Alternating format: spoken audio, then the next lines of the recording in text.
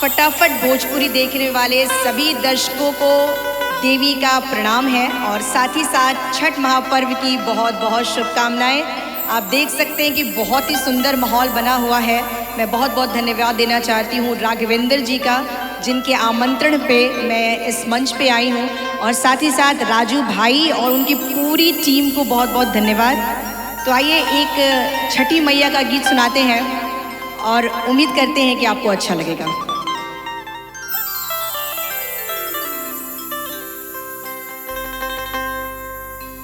आवा हो आदित्य देवालय के किरनिया, आवा हो आदित्य देवालय के किरनिया, दूधवे अर्घ देवो राउर चरनिया, दूधवे अर्घ देवो राउर चरनिया, आवा हो आदित्य देवालय के किरनिया, आवा हो आदित्य देवालय के किरनिया, दूधवे अर्घ देवो राउर चरनिया, दूधवे अर्घ देवो राउर चरनिया।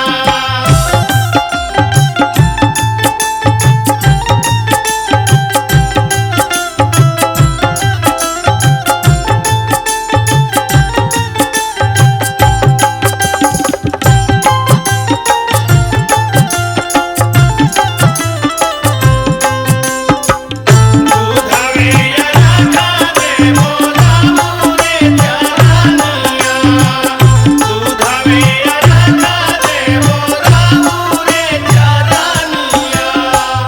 रतिया के ऐनी देवा ऐनी भोरा हरिया, रतिया के ऐनी देवा ऐनी भोरा हरिया, रतिया के ऐनी देवा ऐनी भोरा हरिया, रतिया के ऐनी देवा ऐनी भोरा हरिया, रहिया करता ऐनी हमा भूई परिया, रहिया करता ऐनी हमा भूई परिया, रतिया के ऐनी देवा ऐनी भोरा हरिया, रहिया करता ऐनी हमा भूई परिया, अमवा के आहो सूरज देव कैनी दतुअनिया, अमवा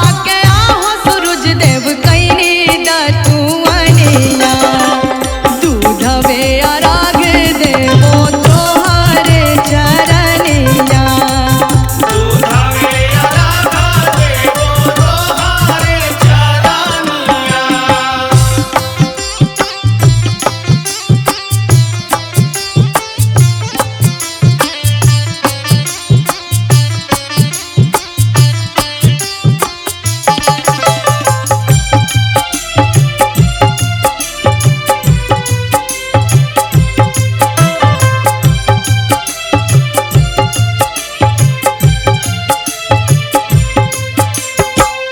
दूधवे अर्घ देवो तोहर चरनिया, दूधवे अर्घ देवो तोहर चरनिया। कार्तिक महात्म कैनी गंगा स्नानवा, कार्तिक महात्म कैनी गंगाया स्नानवा, नित उठ कैनी आदित्य राउर धियानवा, नित उठ कैनी आदित्य राउर धियानवा, कार्तिक